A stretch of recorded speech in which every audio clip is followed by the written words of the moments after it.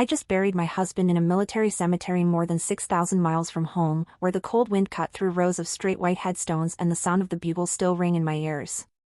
The funeral ended with a flag neatly folded into a triangle, placed in my hands like a piece of him I was allowed to bring back. The flight back to the US lasted 11 hours, my window seat feeling like a safe distance between me and the rest of the world.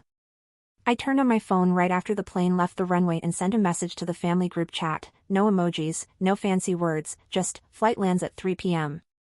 Can someone pick me up?" I didn't think I was asking for much, just a seat in a familiar car after everything I had just been through. The reply came faster than I expected. My brother typed exactly 2 words, "Use Uber." 2 minutes later, my mother added, "Why didn't you plan ahead?" No, how was the funeral? No, we're sorry we weren't there. No, we're proud of him. Just a cold, empty space between the lines. Welcome to Family Ashes, where family secrets burn to cinders, and the one telling the story is still standing in the wreckage. If you had just lost the most important person in your life, and then discovered your family not only abandoned you but turned away at the moment you needed them most, what would you do? Subscribe to the channel, like the video, and share this story so more people know that sometimes, strangers are the ones willing to become real family. I am Emily Carter, 35 years old, living in Charlotte, North Carolina. My life for the past 10 years has been defined by airport farewells and reunions, by the smell of pressed uniforms that barely had time to hang before being packed away again, by dinners eaten alone and the habit of sleeping with my phone's ringer on all night. My husband, Sergeant Liam Carter, was a U.S. Marine. We were married for 8 years, but the total time we actually spent together was less than half of that. He left, came back, then left again, each return as brief as a pause in a war that never ended. This time, he didn't come back. I got the call at 2 in the morning, the voice of Liam's commanding officer steady and slow, like he had practiced the words hundreds of times. "We regret to inform you." I didn't hear the rest, only the sound of my heart pounding and a heavy silence pressing into my ears. They said he fell while on duty in a place most of my family couldn't even pronounce. I flew to Europe for the military funeral. The cemetery stretched white under a gray sky, the rows of headstones standing at perfect attention. The bugle's long notes were so cold it felt like even the wind stopped moving. 3 ceremonial shots cracked through the air, then the folded triangle of the flag was placed in my hands, heavier than anything I'd ever carried. The young Marine standing next to me looked both resolute and quietly apologetic, as if they knew exactly the price I had just paid, and that there would be more like me. When all the formalities ended, I felt my body drain to the point of emptiness. All I wanted was a direct flight back to Charlotte Douglas International Airport, to walk out of the arrivals gate and see a familiar face waiting, saying nothing, just there to take me home. After all that had happened, I didn't think that was too much to hope for. As soon as the plane left the runway, the engine's roar swallowed the cabin noise. I connected to the in-flight Wi-Fi and typed into the family group chat a short, bare message, no emojis, no exclamation marks, no lengthy explanations. "Flight lands at 3 p.m. Can someone pick me up?" I hit send and set the phone down on the tray table, thinking that was enough. They knew where I had been, what I had done, and who I had lost. They knew I had stood for hours under the heavy gray sky, listening to the bugle's long, freezing notes, feeling the weight of the folded flag in my hands like a piece of Liam's body left for me to carry home. I believed I didn't need to say more, that they would understand, that my request wasn't a demand, just a hand reaching out, hoping to be taken, at least for today. The message had barely left my phone before the screen lit up. Mark, my brother, replied, "Busy. Use Uber." I blinked, thinking I had read it wrong. 2 short sentences, cold, with no extra words, like a door slammed shut right in my face. I read them again, a second time, a third, hoping that from some angle, the words might soften. But they didn't. They stayed hard, dry, as if I had just asked him to borrow a pair of scissors, not for a ride home from the flight that brought me back after burying my husband. Before I could swallow the lump rising in my throat, my phone buzzed again. 2 minutes later, my mother, Linda, sent another line, "Why didn't you plan ahead?" A question that sounded harmless on the surface but cut straight into me, not because of her tone, but because of the void it left. No, how was your trip? No, was the funeral okay? No, we're proud of him. No words of condolence. Just two short, cold messages, as if what I had just been through was a minor inconvenience on the periphery of their day. I sat still, the phone resting in my palm, the screen still glowing. Outside, the sky was a pale, washed-out blue-gray, clouds thick and low, pressing down on the wings of the plane. I felt suspended in the air, not truly here, not belonging to the place I was headed. And in that moment, I began to understand that this flight wasn't just taking me back to Charlotte, it was carrying me into another territory entirely, where the cold didn't come from the wind, but from the people I had once called family. I leaned my head fully against the window, feeling the chill seep through the thin glass, trickling from my temple down my neck and into my chest. Outside, a vast ocean of white clouds stretched endlessly, layer upon layer like frozen waves, drifting silently under the dim winter sun. Usually, at this altitude, the stillness felt like a refuge, a pocket of space removed from traffic, from voices, from anyone's reach. But today, the stillness was thick, heavy as stone, cold enough to squeeze the breath from my lungs. It wasn't peace. It was an unspoken message, I was utterly alone. And I knew the emptiness I felt didn't just come from losing Liam. It came from something else, sharper, slower, a betrayal that had been smoldering for years, waiting for this moment to show itself. Family doesn't always lift you up. Sometimes, they're the ones holding the knife. I opened the chat again. The two messages were still there, as fresh as when they'd arrived, busy. Use Uber. Why didn't you plan ahead? Short to the point of cruelty, so neatly stripped of any warmth it was as if the words had been trimmed to remove every trace of emotion, as though I weren't the daughter who had just buried her husband in a cemetery across the ocean, but someone creating a minor inconvenience in the middle of their busy day. And I wondered, did they realize what they had sent me? Not two answers. A ruthless summary of my place in this family. For years I had tried to believe that the distance and silence were only temporary, that if I truly needed them one day, they would come. I had pictured myself walking out of the arrival's gate, seeing a familiar face, hearing someone say, "Let's go home," and for once, being the one picked up instead of the one finding her own way. But the reality was, when I needed them most, they sent me two clipped sentences and a silence cold as steel. My fingers hovered over the keyboard, the blinking cursor like a heartbeat waiting to be filled. In my head, dozens of sentences lined up, about the heavy flag in my arms, about the bugle's drawn-out notes that froze my chest, about the moment I had to turn and walk away from Liam's grave. I wanted to tell them that none of those things could be planned ahead, that Uber couldn't deliver me from that. But when I pictured that message landing on their screens, I already knew the reaction, silence, or worse, some hollow excuse. I erased everything. A second time. A third. Finally, I left just two words, "It's fine." No period, nothing extra. A sentence that was both a thin shield and a locked door. I hit send, turned my phone face down on the tray table, and let the screen go dark. Outside, the clouds kept drifting, the sky stayed gray-blue. But somewhere deep inside, I felt a part of myself break away, quiet and final. By the time the plane touched down, I knew I would not step off as the same person who had boarded. When the plane's wheels touched down on the runway, the long screech of friction sounded like a reminder I was back in the United States, but I wasn't sure I still had a home to return to. I stood with the line of passengers, pulling my suitcase down the narrow aisle, walking through the long corridor toward baggage claim. Fluorescent lights stretched along the ceiling, the airport PA echoed overhead announcing upcoming flights, the steady roll of suitcase wheels over polished tile blending with the rhythmic shuffle of footsteps. The faint smell of coffee from a distant Starbucks mingled with traces of perfume left on the coats of people who had just passed by. When I reached the carousel, I stood at the edge, letting my eyes sweep over the faces around me. Across the way, a family of four crowded together to grab the father's suitcase, their hands never leaving each other's shoulders. Nearby, a young woman rushed into her boyfriend's arms, laughter tangled with tears lighting up the space around them. A small child ran full tilt into the embrace of a father in a khaki jacket, his tiny shoes slipping on the tile but never letting go.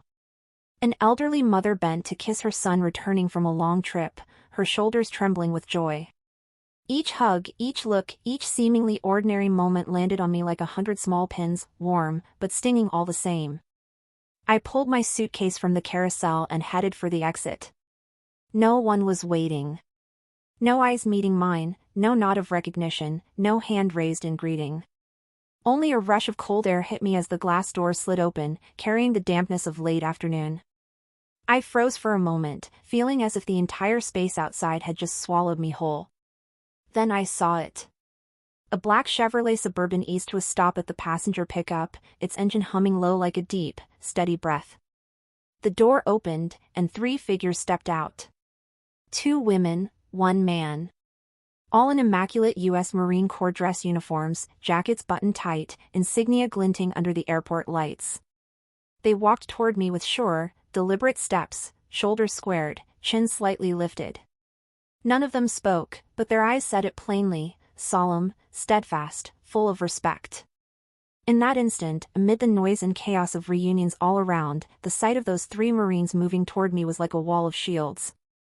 They cut me free from the feeling of being left behind and replaced it with a presence so strong, it felt like even the cold wind stepped back. They stopped right in front of me, their uniforms so sharp it looked as if every crease had just been pressed. Standing in a straight line, the space between each of them perfectly measured, they held their shoulders firm, chins raised, eyes fixed forward, the gaze of people used to facing storms and gunfire, but today reserved for me, as if to say without a single word, "We are here." In that moment, with the airport's announcements echoing off the ceiling, wheels rattling over tile, laughter and tears spilling all around, the space around me seemed to narrow until all that was left was the sound of their footsteps and the quiet air between us. I tightened my grip on the folded triangle of the flag against my chest, the thick, coarse fabric cutting lightly into my fingertips. It wasn't just a flag. It was the final shape of everything that remained of Liam, neat, dignified, and so heavy it felt as though the weight of an entire life had been pressed into my sternum. I drew in a deep breath, my lungs catching as the sting at the corners of my eyes began to rise.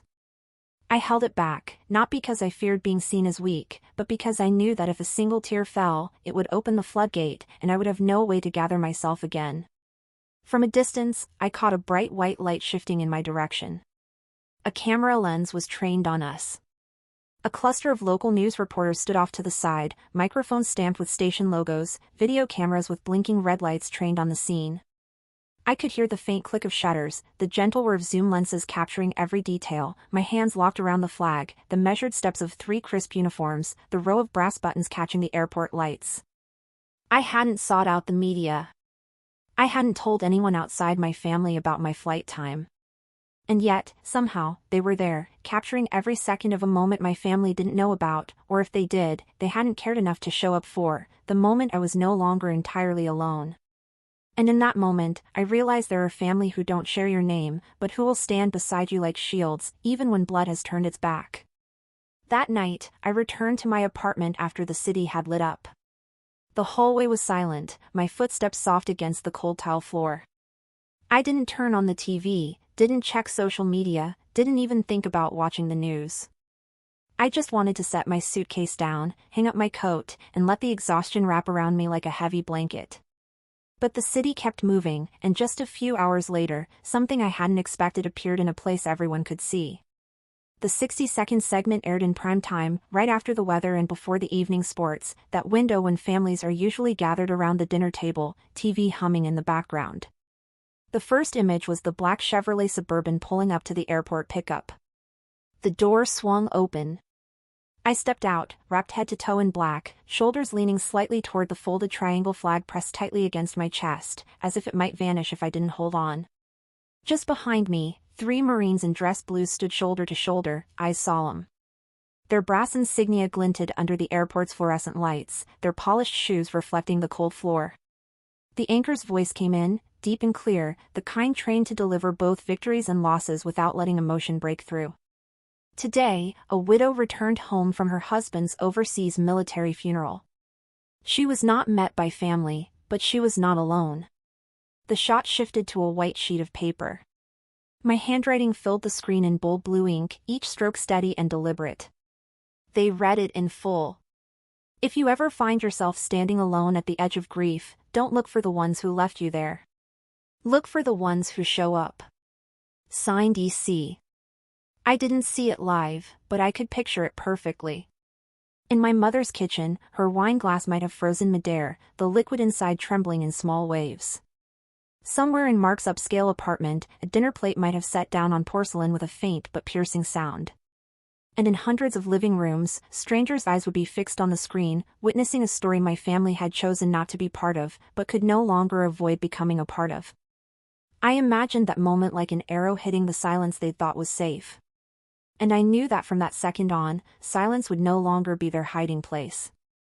I wasn't in front of a screen to witness it, but the images in my head were so clear I could almost hear the sounds. Somewhere, in my mother's kitchen, when my image appeared on the TV, dressed in black, clutching the folded flag, flanked by 3 immaculate uniforms, her hand froze midair. The red wine glass slipped from her fingers, shattering against the tile, scattering into dozens of shards. The liquid spread, seeping into the kitchen rug, deepening to a dark crimson stain she would never scrub out. Somewhere else, in Mark's high-rise apartment, the TV kept playing, the anchor's voice weaving through the clink of silverware on plates.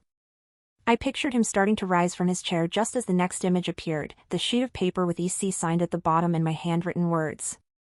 His phone might have slipped from his hand onto the glass tabletop, the dry thud breaking into a heavy silence. I didn't have to be there to know, because I'd grown used to their reactions when they were forced to face a truth they'd been avoiding for years. Only this time, that truth wasn't delivered in a private message they could ignore. It was broadcast right into their living rooms, at a volume loud enough for the whole world to hear. And I believe, in the moment the wine glass shattered on the tile and the phone hit the table, they understood that this story had slipped beyond their control, and it would never go back to the way it was. I hadn't planned to touch my phone that night. Once my apartment door closed behind me, I just wanted to let everything out there pass by without knowing what kind of story I was becoming to the rest of the world. I hung up my coat, left my suitcase by the wall, and was about to turn on the kettle. But then the ping came, again and again, in quick bursts, like someone knocking urgently at the door. Even face down on the table, my phone cast a faint, blinking light along its edge, like a call I couldn't ignore. When I opened it, the stream of notifications was endless. The airport news segment had been shared hundreds of times in just a few hours. Each repost carried a long chain of comments, and each comment felt like a distant echo, replaying the exact moment my family had chosen not to appear. Strangers wrote about me as if they'd stood there themselves, as if they had felt the same cold rush out of those airport doors that day. One person left a short line, "They didn't pick her up, that's shameful." That comment was instantly flooded with likes, then copied, quoted, and reposted alongside sharper words, "Strangers have more respect than blood. No one should have to come home alone after burying their husband." I kept scrolling, and in the middle of the storm, another post appeared. From my mother. She'd chosen an old photograph, me and Mark as children, maybe 7 or 8, standing close together at a 4th of July parade. I still remembered his hand squeezing mine in the crowd, the drums and brass echoing all around us, sunlight spilling into our hair. The photo had yellowed, the paper curling slightly at the corners, like a memory left too long in a drawer. Her caption was just one sentence, "Family above all, always." I didn't like it. I didn't comment. But the rest of the internet didn't stay quiet. Right below the picture, the first comment, pinned and backed by thousands of likes, was only one line, "Do you remember the day your daughter came home from her husband's funeral, and where you were then?" Short, sharp as a blade, and I knew it had cut straight through the armor my mother wore in front of others. I stared at that line for a long time. I didn't laugh. I didn't cry. I just felt a cold clarity spreading through me, the things I didn't need to say, others would say for me. And this time, I wasn't the only one carrying the truth. The story had slipped out of my hands, becoming something the public had the right to speak on. Those who had turned away now had to stand bare before it, with nowhere to hide, no right to turn their backs as if it had never happened. They would have to hear it, read it, and understand that their silence had become a loud bell, ringing farther and longer than any words I could have spoken. I was sitting at my kitchen table, steam still curling from my mug of tea, when my phone buzzed again. A message from Mark. Not in the group chat, this one was private. 2 lines appeared on the screen, "Didn't think it was that serious. You should have said something." I read each word slowly, as if studying them might change their meaning. But they didn't change. They were still the kind of message that half apologizes while shifting the blame onto me, as if burying my husband halfway across the world and quietly flying home was an event that needed to be scheduled so everyone could plan around it. I set the phone down and wrapped both hands around the mug, feeling the warmth spread through my palms but not enough to loosen the knot in my throat. In my head, I replayed his words and realized that, no matter how many years we'd been siblings, Mark had never truly seen me as someone who needed protecting. To him, I was just another item on a list of things to handle if there was time. I opened the message again, typed a few words, deleted them. Typed again, deleted again. I could explain. I could tell him everything he'd missed, every bugle note, every rifle shot, every step I took walking away from Liam's grave. But then I realized he didn't need to hear it to understand. He already understood before sending that message, he just didn't want to admit it. In the end, I typed only, "You made your choice." No punctuation, nothing more. A single line that mirrored everything, he hadn't been there, and I would not forget it. I hit send, flipped the phone face down, and let the vibration fade into silence. Outside the window, the night pressed in, and I knew that between me and him, this silence would no longer be temporary. The message from the TV station arrived just 2 days after the 60-second segment aired. At first, I hesitated. I didn't want to turn my loss into something for people to gossip about, and I certainly didn't want to see my name scrolling across a news ticker like some sensational headline. But then I thought about that afternoon at the airport, about the 2 clipped messages from my family, about the hundreds of comments from strangers saying they, too, had come home alone. I understood that silence can sometimes protect you, but it also protects the people who should be held accountable. And this time, I didn't want to stay silent. The taping took place in a small studio, the lights soft, nothing flashy, just a round table and 2 chairs. The host looked at me with eyes gentle enough not to put me on the defensive, but steady enough that I knew I could tell the truth. He asked, "If you could sum up this story in 1 sentence, what would it be?" I sat up straight and took a deep breath. In my mind, I saw the folded flag, the shoulders of the 3 Marines standing behind me, and the cold empty space where my family should have been. My voice, when it came, was steady and unhurried. Blood doesn't make someone family. Showing up does. The words hung in the quiet of the studio, low and deliberate. I saw the host nod slightly, and the cameraman behind the lens paused for a beat before moving again. I knew that even though this program would only last a few minutes, that sentence would last longer, and this time, it would go out whole, untouched, unedited, so that anyone who had ever been abandoned by their own family would know they weren't the only one. I told the whole story from the beginning, without naming anyone, without pointing fingers, without trying to smear or diminish. I kept every detail exactly as it happened, the message I sent, the replies I got, the empty space at the airport, and the 3 uniforms standing where my family should have been. I spoke slowly, so no one would miss a beat, and so I could feel each piece of the truth as I set it down under the lights. When the program aired, I thought it would pass like so many other stories, leaving a few comments and then disappearing. I was wrong. The first emails arrived just hours later. A woman signing only 3 initials wrote that her husband had died in Afghanistan, and she had also returned alone, through the very same airport door I had walked through. An older man, a retired Marine, said he had once witnessed a widow left alone at the arrival's gate and had never forgotten the look in her eyes. And then came more messages, long and short, from across the country, from young widows barely in their 20s to veterans with hair gone completely white. They didn't just share their own stories, they sent words I had never heard from my own blood: "We're proud of you. Thank you for saying what so many have silently endured." Those words didn't mend the old fractures, but they filled the empty spaces in a way I hadn't expected, through the presence of complete strangers who stood beside me as if they had been there all along. The candlelight vigil took place on a winter evening so still that I could hear my own footsteps on the stone tiles of the town square. There was no wind, but the cold seemed to seep up from the ground, through the soles of my shoes, right into my bones. The square in front of City Hall was covered in a soft yellow glow from dozens, then hundreds, of candles placed inside white paper cups. Each cup bore the name of someone who had fallen somewhere far away, leaving an empty space right here in the arms of those still standing. I arrived early, pulling my knit hat down over my ears, wrapping my thick coat tight, standing tucked into a corner of the circle slowly taking shape. No one here knew me, but every small nod, every tired but warm smile from people passing by carried the same unspoken message: "I know what you've lost. And I've lost it too." The announcer began reading the names of service members, one by one, his voice resonant but slow, leaving a long pause after each. I felt my chest tighten with every name, as if each was a small needle touching a wound not yet healed. Then a young girl stepped into the center of the circle, a worn brown guitar in her arms. I thought I'd hear a few simple chords, a plain song. But then the strings rang out, and she began to sing. She sang "I'll Carry You Home." Her voice was clear but trembling, as if each word was being carefully carried so it wouldn't break. The melody moved slowly, seeping into the open air, reaching the deepest places I had tried to lock away. When she drew out the line "I'll carry you home," my vision blurred, the bridge of my nose burned, my throat tightened.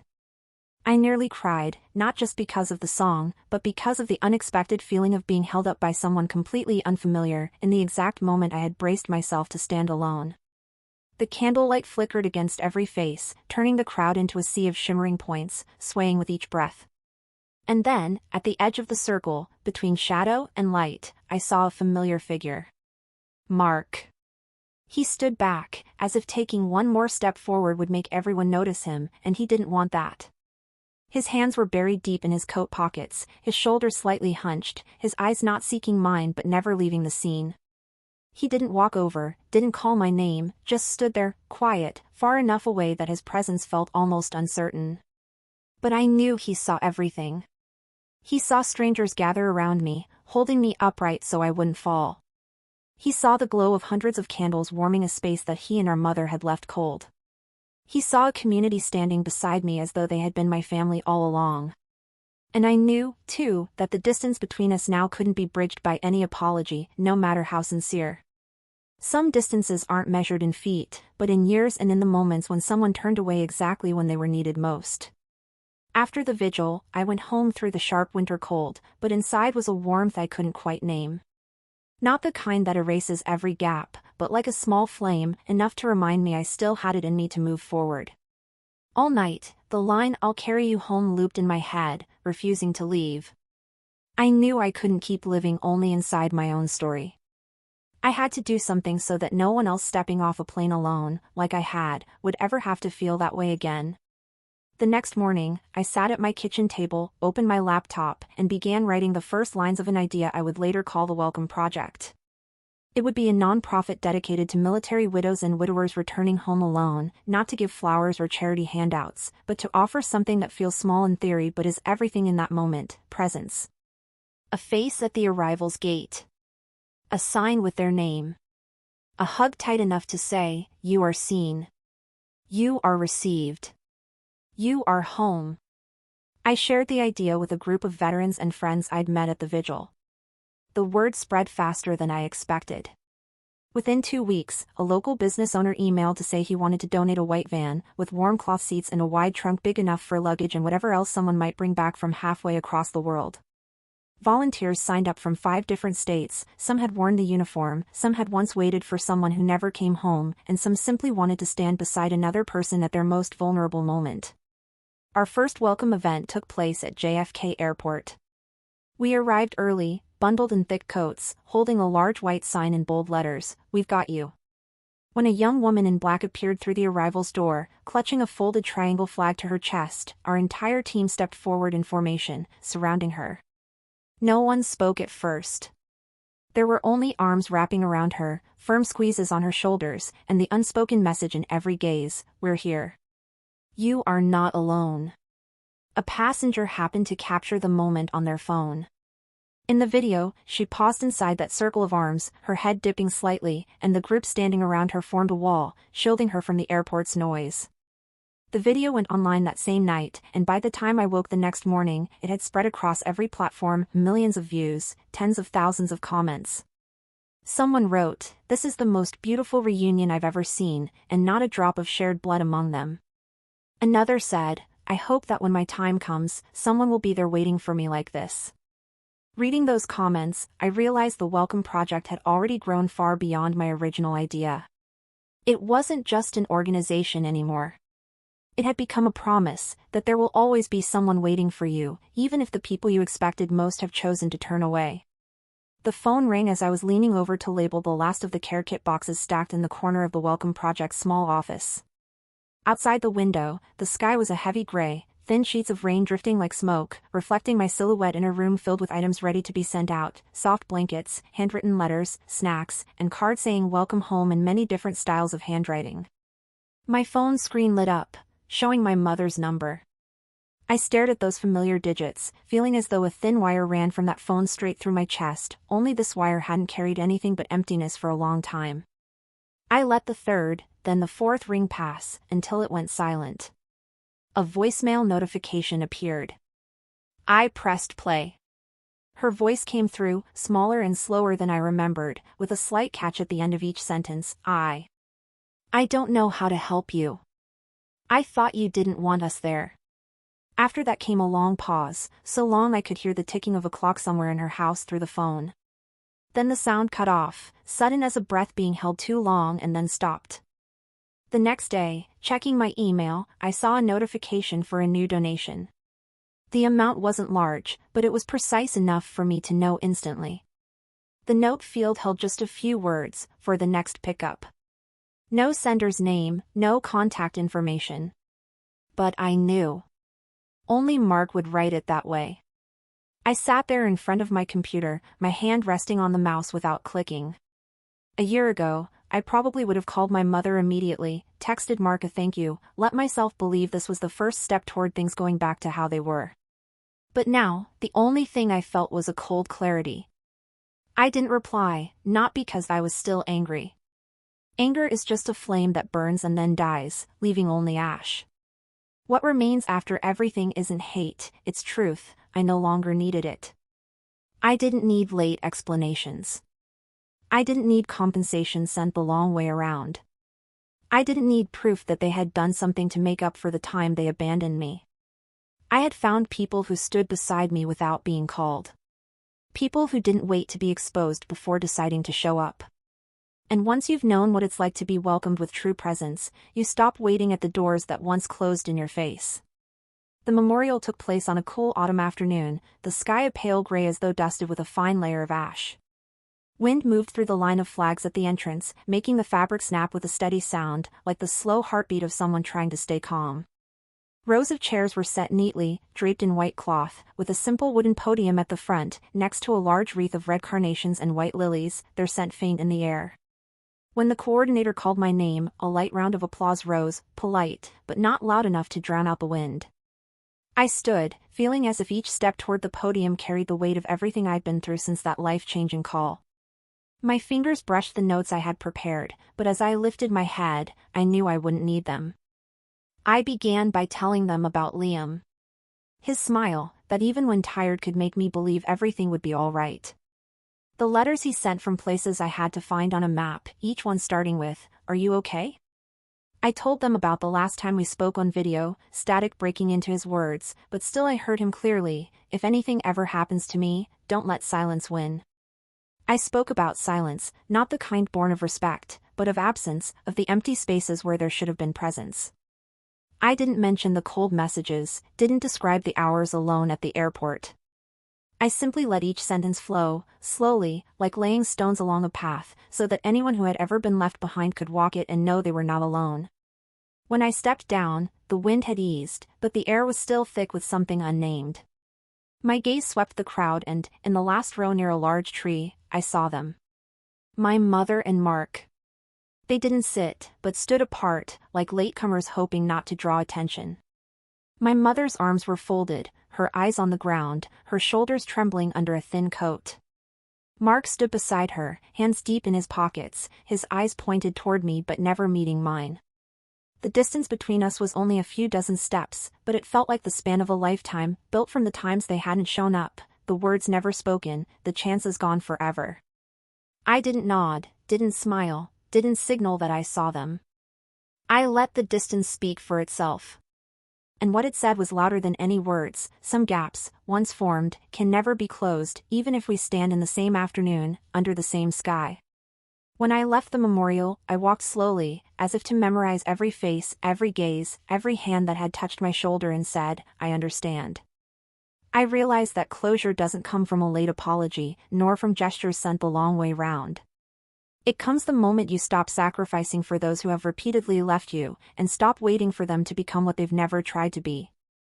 I had found my new family, not by blood, but by shared emptiness, shared loss, and, more importantly, by a shared commitment to never let anyone stand alone. They are the ones who will appear, even uncalled. They are the arms at the arrival's gate, the handwritten signs, the eyes warm enough to drown out the cold voice of the airport PA. If I could take only one truth from all this, it's this: you don't rebuild by waiting for them to change. You rebuild by becoming what they never were. And once you stand firm in that truth, you'll understand that some doors close not so you can knock again, but so you can turn away and walk toward the ones already open, waiting for you to step through. If this story has touched you, subscribe to the channel, like the video, and share it so those standing alone will know they are not. And I want to ask you, have you ever had the moment when you realized family isn't always blood, but the people who stand beside you without needing to be called? Leave your answer and the lesson you learned, because maybe your story is exactly what someone out there needs to take their next step.